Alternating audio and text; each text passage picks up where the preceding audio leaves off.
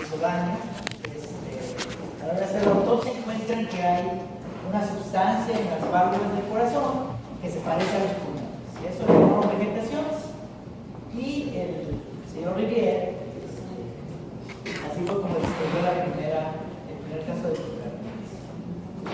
La endocarditis, hasta la invención de la penicilina, o el descubrimiento de la penicilina, pues era una enfermedad universalmente mortal.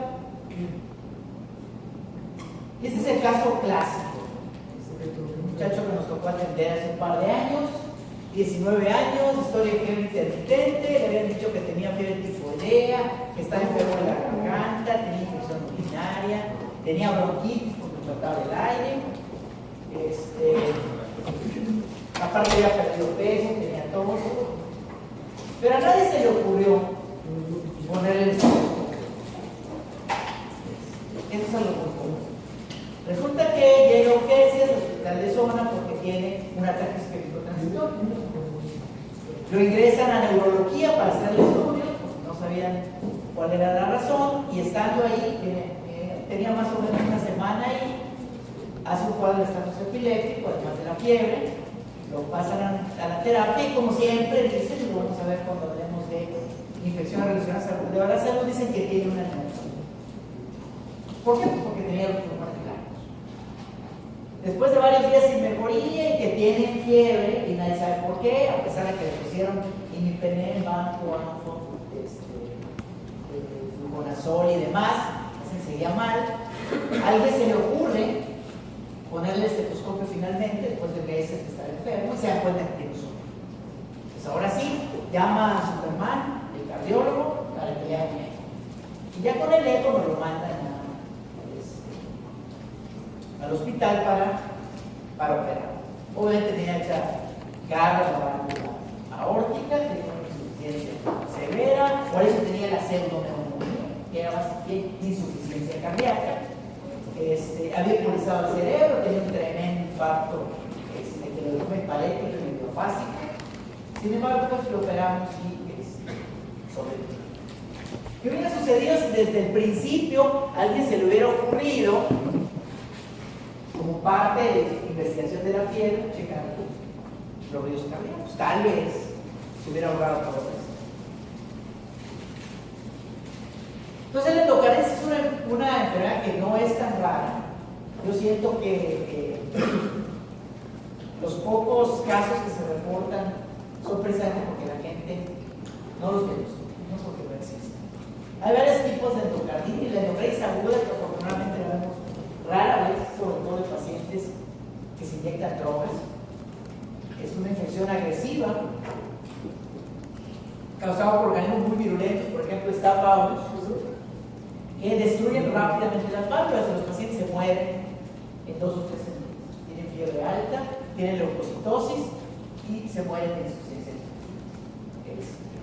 Es muy diferente de la endocarditis subaguda, que es la que tradicionalmente vemos, que es una enfermedad como la del paciente que les platiqué. Tiene un curso indolente, tiene un curso lento, puede tardar. Nosotros hemos tenido pacientes que un año después de haber empezado con fiebre se les diagnostica la endocarditis. ¿Por qué hay esa diferencia de tiempo? Porque los organismos que causan la endocarditis subaguda generalmente son los organismos de baja virulencia. ¿Por qué unas pseudomonas, una E. coli, una Klebsiella no causan endocarditis? Simple y sencillamente porque te matan antes de hacer eso. Estos organismos no tienen endotoxinas, no causan incluso muchos síntomas. El organismo puede adaptarse a tenerlos. Y lo que generalmente el paciente nota es malestar general, fiebre de bajo grado, pérdida de peso, y puede parecer muchas otras cosas. La endocarditis, cuando ocurren las prótesis, puede ser una endocarditis temprana. Esa es causa de una mala cirugía, una válvula artificial que se infecta. Y regularmente se dice que es una infección que ocurre entre los primeros 2 meses de la cirugía, o que la detectamos en los primeros 2 meses, pero también nos ha tocado ver pacientes que después de 8, 10 meses, un año, resulta que hacen una infección. ¿Y por qué pensamos que es temprano? Porque al igual que la endocarditis se diagnostica temprano en la cirugía, generalmente es causada por estafilococo coagulasa. O sea, organismos de La protésica tardía es muy parecida a la de válvula nativa, la subaguda, y es una enfermedad que tarda varios meses o años en ocurrir y es causada por los mismos microbios. ¿Cuál es la diferencia? Que ocurre nada más en una prótesis. La endocarditis también puede empezar como una lesión, como una lesión no infectada, y es tradicional el caso de que el cardiólogo diagnostica endocarditis por encontrar una vegetación en un paciente asintomático. Incluso le hacemos marcadores inflamatorios y resulta que no tiene ninguna elevación de marcadores inflamatorios. ¿Qué quiere decir eso? Que se generó el nicho para que se siembren las bacterias, pero todavía no lo tenemos. ¿Qué vamos a hacer con esto? Esa es una buena pregunta, que todavía no hay un consenso general sobre qué hacer. Entonces, ¿qué es lo que sucede en nuestro medio? Aunque se dice que alrededor de 1 a 6 casos por cada 100.000 habitantes ocurren en Estados Unidos y en la Unión Europea, en el inframundo donde vivimos realmente no tenemos una estación. En el hospital generalmente tenemos entre 1 y 2 casos, de repente podemos llegar a tener hasta 5 o 6 por mes. Pero claro, es un hospital de concentración. Y esa cuestión es antigua, pero en este momento ya tenemos más de 1,000 casos registrados de aparentemente hay una ligera predisposición hombre-mujer, pero porque la mayor parte de los casos en nuestra región son atribuibles a un defecto en la válvula aórtica que se llama aorta viral. En los Estados Unidos, por ejemplo, es más común que sea en las mujeres porque es más relacionado con prolapso de la válvula mitral que se llama en mujeres. ¿Qué es lo que ha cambiado en endocarditis? Los factores de riesgo. Ahora invadimos más a los pacientes, ponemos más marcapasos, válvulas, les ponemos más diálisis. Los pacientes viven más tiempo. Ahora vemos mucha endocarditis relacionada con degeneración de las válvulas pulmonares. Y por supuesto que aunque los microbios siguen siendo los mismos, no hay infecciones realmente por microbios nuevos. Lo que sí ha cambiado mucho es la resistencia. Antes, universalmente, Staphylococcus aureus era sensible a meticilina. Ahora ya hay muchos que son MRS. Eso es cierto. Entonces, ¿qué se necesita para que alguien haga endocarditis? Se necesitan dos cosas. Uno, que se genere el nicho para que siempre las bacterias. Y esto generalmente es por un endotelio valvular alterado, que puede ser por que puede ser por un defecto de nacimiento, que puede ser por degeneración con la edad, y eso va a generar lo que se llama la endocarditis trombótica no bacteriana. ¿Qué es lo que necesita esa endocarditis? Solo necesita que haya bacteria. Entonces, si una persona no tuviera bacteria, aunque tuviera esas vegetaciones o esas lesiones en la válvula, no sería posible. Entonces, la manera de prevenir este FRAP puede ser de dos vías. Una, evitando que se formen esas vegetaciones, o dos, evitando la bacteria. Entonces, la endocarditis puede ser de válvula nativa, que es la más común, puede ocurrir en una prótesis, puede ocurrir en usuarios de drogas intravenosas, que afortunadamente nosotros vemos poco. De hecho, la mayor parte de los casos de endocarditis en usuarios de drogas que me ha tocado atender son personas que no tienen novio, aunque parecería algo muy político decir esto, pero es la realidad.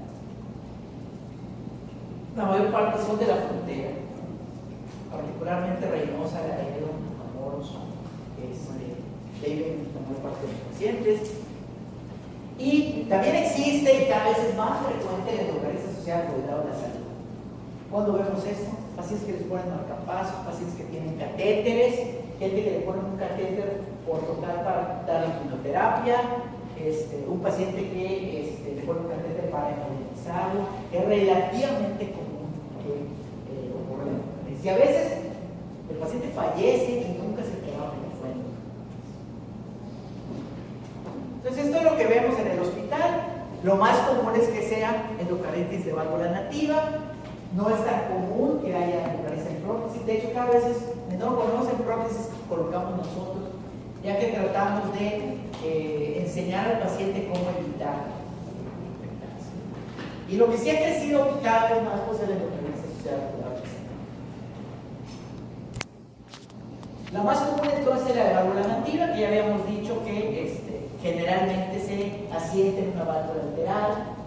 En el caso de nuestra región, lo más común es que tengamos la aorta bivalva como la causa más común.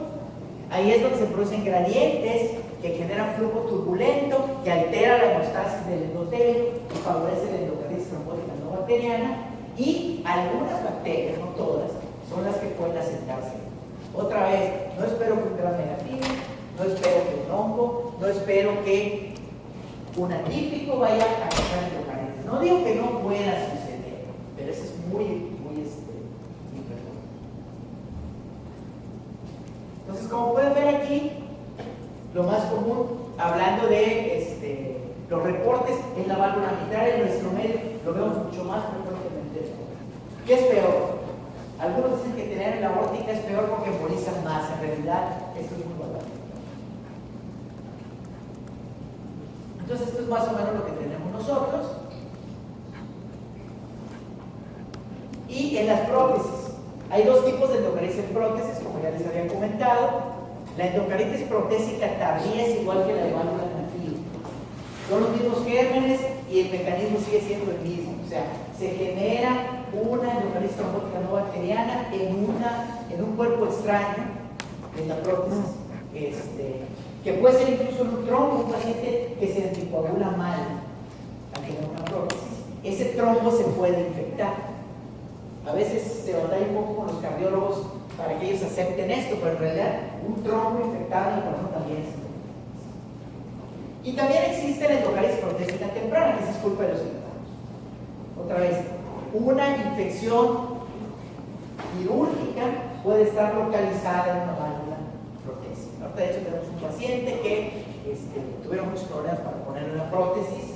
Un paciente con una valvulopatía aórtica muy avanzada, y lo que vemos es de que empezó con fiebre, tenemos positivos y se han hecho lesiones en el sitio de implante de la prótesis. Se hacen fugas y esto es donde se asentaron.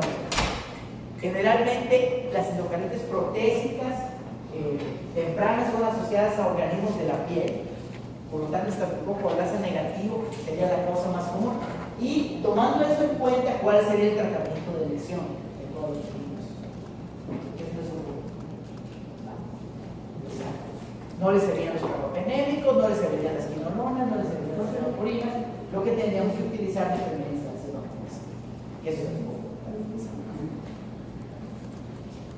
Y aquí muchas veces no vemos vegetación. Lo que vemos es que como las bacterias más que el metal, lo que les gusta es la carnita que está alrededor.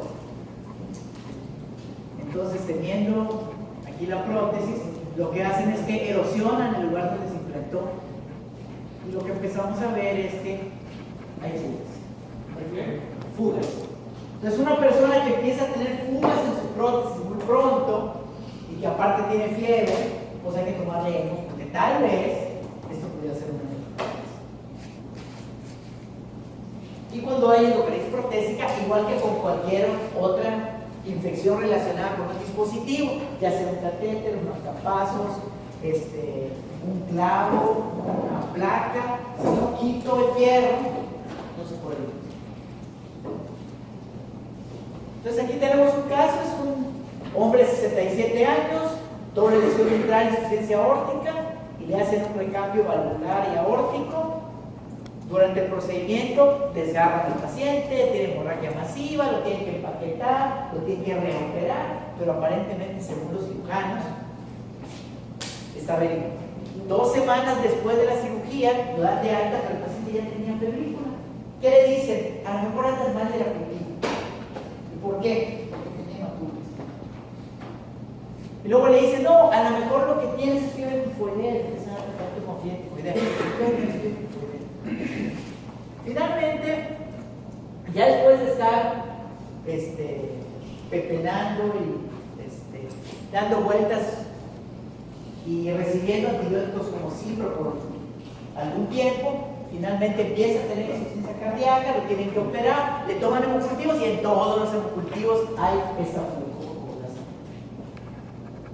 Entonces a este paciente le damos vancomicina, como dijo la compañera, apropiadamente, pero la situación es de que donde hay un cuerpo extraño, yo no lo puedo operar. Los cirujanos no lo quieren operar porque están esperando que se enfríe el cuadro y por supuesto, sí se enfrió. Entonces esos son los casos clásicos de endocarditis. ¿Cómo se ve un paciente con endocarditis? Generalmente tienen fiebre, pero como comentamos cuando vimos la clase de fiebre, ¿qué tienen los pacientes con fiebre? ¿Ya Juan qué dijimos? La reacción es febril. ¿Cómo está tu fiebre? No, pues es que me han hecho las fiebres y no me salen. Pero si les preguntamos, ¿te has puesto el termómetro? Lo mejor que no se ve. Cuando hablamos de endocarditis, sobre todo endocarditis de válvula nativa, estamos esperando que el paciente tenga febrícula. Entonces es muy posible que nunca se haya dado. Es más frecuente que digan que sudan las tardes, que ha perdido peso, que se siente mal. Y en muchas ocasiones el dato de fiebre no lo tenemos. Siempre hay que pedirle al paciente que se tome la fiebre. Y lo que esperamos es fiebre de bajo grado. Puede haber un soplo. De hecho, muchos de los pacientes que tenemos con endocarditis, particularmente aquellos que no se relacionan con catéteres, que no se relacionan con marcapasos, la mayor parte tienen soplos. Pero hay que buscarlos. Los pacientes pues tienen desgaste, pierden peso. Obviamente que la válvula que está fallando les causa insuficiencia cardíaca. Y pueden tener prácticamente todo. Pueden tener falla derecha, tener edema, tener edema agudo pulmonar, pueden tener hematuria, crecimiento visceral, etc. Eso es lo que vemos aquí. Entonces muchas veces, si llega un paciente con fiebre y pérdida de peso y que le falta el aire y a lo mejor escupe sangre, ¿qué decimos? Ay, necesitan una broncooscopía porque tienen tuberculosis. Me ha tocado ver pacientes que me piden que los valore para darles antifílicos, porque voy y lo reviso, y lo que tiene es insuficiencia cardíaca y tiene un soplo cardíaco y termina no con Dotval, sino con penicilina y con cirugía.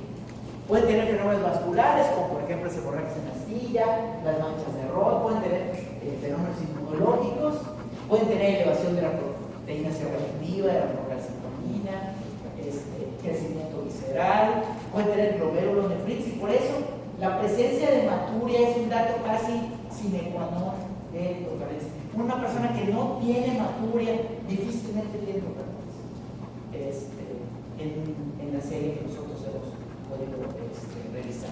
Y por eso muchas veces los tratan como infección de vías urinarias. Por eso es tan importante que vamos a ver cuando hablemos de infección urinaria nosocomial, el que siempre se toma. Entonces, estos son los diagnósticos que generalmente tienen los pacientes. Es raro el paciente que de primera instancia a alguien se le ocurre que pueda tener endocarditis. Incluso el paciente mismo dice, oiga, y esa válvula que tengo no tendrá nada que ver con mi fiebre, y generalmente los médicos ni siquiera lo dicen. Acabamos de tener un paciente que tenía una tetralogía de Fallot, lo habían operado a los 2 años y empezó con fiebre. Y fue a ver a su familiar, que es un neumólogo. Y el neumólogo no le quiso escuchar el corazón porque no quería pensar que podía tener endocarditis. Por supuesto que sí. Hubo que operarlo, pero le fue bien. Nosotros confundimos una con vasculitis. Claro, porque tiene vasculitis. Acabamos de tener una paciente, un caso muy interesante, de una mujer con lupus que hace un cuadro sugestivo de endocarditis. ¿Pero qué es? ¿Es lupus? El lupus incluso puede dar aplicaciones. O es endocarditis. Finalmente fue lupus, pero la paciente terminó en cirugía. Y viendo ya las vegetaciones, nos dimos cuenta que era una endocarditis. Entonces no es fácil. ¿Cómo se diagnostica la endocarditis? Existen los criterios de Luke, que están aquí. El doctor Dura, hace ya un buen de tiempo,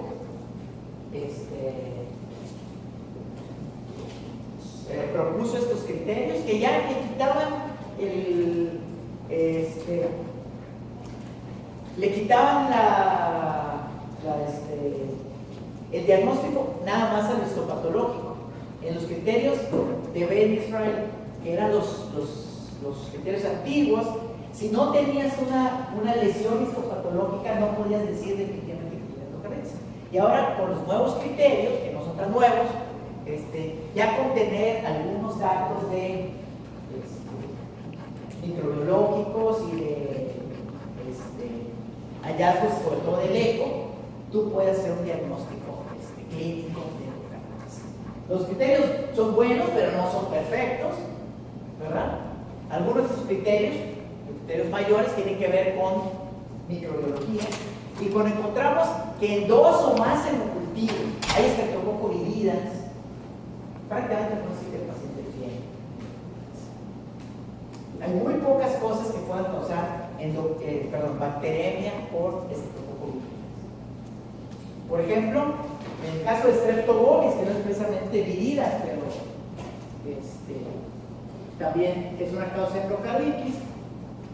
Pacientes que tienen cáncer de colon podrían tener bacteria persistente por Streptococcus.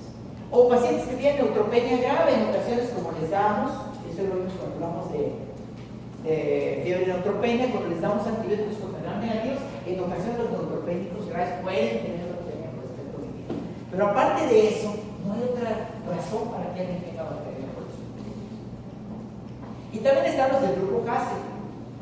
¿Qué saben qué es Hasse? Haemophilus, Aganibacter, Carnibacterium, Ekeneri tertiana. Actinobacillus y Quillera. Esos son bacilos gram negativos facilíticos. Cuando encontramos Hasse en 2 hemos, difícilmente podemos pensar en otra cosa que no sea endocarditis. Ahora, la bronca está en que nunca encontramos, o casi nunca encontramos Hasse. ¿Cuántos laboratorios son capaces de dar Hasse? Difícil. Streptococcus sí. El problema es cuando tenemos lo que es ahora más común, Staph aureus. Hay muchas razones para que alguien tenga una bacteremia por Staph aureus. Entonces, a menos que fuera una bacteria persistente, que ¿cómo se define bacteria persistente? Tener la mayor parte de 4 hemocultivos. ¿Cuál es la mayor parte de 4? 3. Entonces, ¿qué necesito para cumplir con ese criterio? 4 hemocultivos. Mínimo le tengo que tomar parte. De hecho, de preferencia deberían ser 6, pero yo no conozco a un residente tan acuicioso que quiera tomar 6 hemocultivos. Yo no sé si 6, 7, 8 hemocultivos. Bueno, aquí sí, porque los toman los de laboratorio, pero díganle a los residentes a ver si los quieren tomar. Claro, aquí tienen a los EMS, que siempre están prestos a obedecer. Pero en los hospitales públicos, muchas veces los únicos que están son los residentes y son unos flojos. Así los grupos de la universidad. Entonces, cosas como Staph aureus, Enterococos, Cándida, tendrían que tener 3 de cada. Y bueno, en un paciente que tiene una sintomatología sugestiva, me pudiera servir incluso serología para brucela, que es una de las causas de fiebre, de endocarditis compulsiva. En cuanto al eco, el eco ha sido lo que vino a revolucionar el diagnóstico de endocarditis, pero no es tampoco 100% seguro. Hay muchos cardiólogos o ecocardiografistas que no tienen experiencia en ver endocarditis. Y nos ha tocado que pacientes que se ven en el privado y que los ecocardiografistas no detectan a la primera vista en el hospital, o la gente que tenemos ahí que tiene muchísima experiencia, luego se dan cuenta que tiene endocarditis. O a la inversa, pacientes que nos mandan con endocarditis, resulta que tiene una cuerda suelta o tiene un hilo, ¿cómo se llama?, fuera de su lugar, o es el eco de la prótesis y no es una endocarditis. Obviamente que cosas como abscesos, pues solamente las endocarditis las dan, que la prótesis se suelte, eso particularmente es frecuente en pacientes que tienen endocarditis protésica temprana, o alguien que tiene un soplo nuevo, una nueva insuficiencia renal. Criterios menores.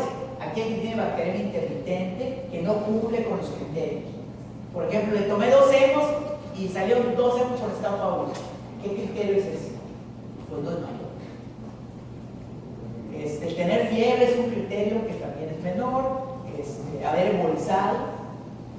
Acabamos de tener un paciente que sospechaba una endocarditis, lo que tenía era un trombo en la aurícula izquierda y embolizó las piernas. No era una endocarditis.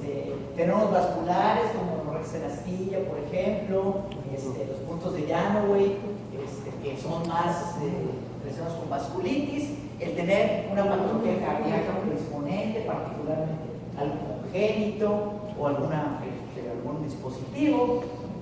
Y claro, los cardiólogos siempre se curan de salud. También existen las otras alteraciones. ¿Y qué quiere decir otras alteraciones? Pues es que la orina es gruesa. También cuenta con criterio. Entonces, cuando eso sucede, si tenemos 2 criterios mayores, definimos endocarditis. Si tenemos uno mayor y 3 menores igual, o 5 menores, es posible cuando hay 1 y 1 o 3. Y cualquiera de esas otras cosas se descarta la endocarditis. El eco entonces es lo que ha hecho la diferencia.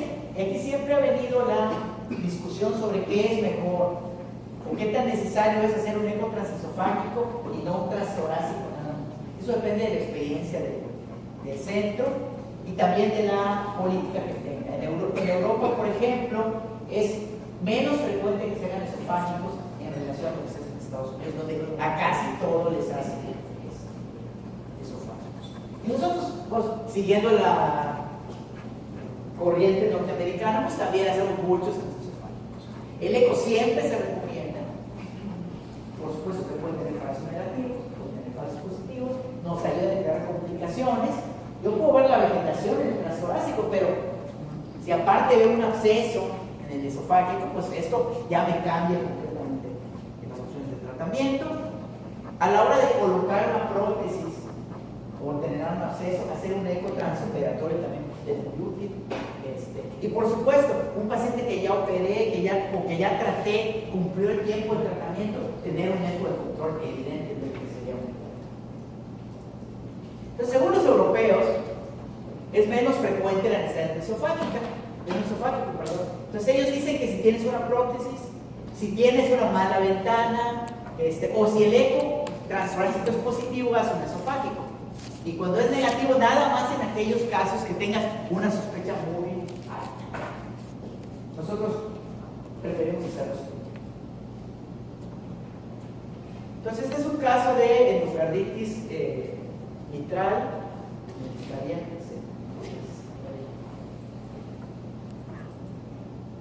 No se va a ver. Pero bueno, ahí se ve la vegetación en la mitral. Es una vista de 4 cámaras. Debería tener movimiento, pero no. Esta es una endocarditis de válvula nativa en la otra. Pueden ver una de 3 cámaras. Vamos a ver la bolita. ¿Qué riesgo tiene esta bolita que está entra y sale? Pues que se suelta y vaya. O en este caso, un paciente que tiene una endocarditis mitral y ya horadó la válvula de manera que se hizo un chipote. Esto fácilmente se puede romper y si se rompe, ¿qué va a pasar con el paciente? Se va a morir de insuficiencia cardíaca. O en un paciente que tiene un marcapasos y se puede ver en la punta del marcapasos cómo está la lesión, pero la lesión más grandota es la que ya está en la tricúspide. El problema de esto es que si se suelta y se va a través de la pulmonar, esa pelotota sí va a tapar la pulmonar, entonces se va a morir de embolia pulmonar. Entonces nosotros evaluamos los criterios, como pueden ver ahí, 130 pacientes consecutivos y 63 de ellos tuvieron estudios histopatológicos, fue nuestro universo. Y encontramos que 57 de los 63 que pensamos que tenían endocarditis, 10% no tuvo endocarditis. Obviamente que los criterios de Duke fueron mejores, pero sin embargo, 11% de los pacientes que según los criterios no tenían endocarditis, sí tenían endocarditis histopatológicamente. Entonces, la moraleja de esto es que los criterios son buenos, pero no son perfectos. ¿Cuáles son las limitaciones? Las limitaciones más importantes son 2. La principal de ellas son los hemos negativos. ¿Y cuál es la causa más común de que haya hemocultivos negativos en un paciente con endocarditis? Esa es una, pero más que mala técnica es que no los tomo. Pero no es la más importante. Normal, en un hospital bueno no voy a hacer. La causa número 1 es uso de antibióticos. Y el problema es que la mayor parte de los pacientes que tienen endocarditis ya les pusieron antibióticos por mucho tiempo. ¿Sí? Otro problema es el eco. Y aquí el eco es operador dependiente. Entonces, si el ecocardiografista tiene experiencia, te va a ayudar. Si no tiene experiencia, a lo mejor hasta te confunde. Entonces, el buen juicio clínico es esencial. Yo hice algunos ensayos y durante un tiempo no les decía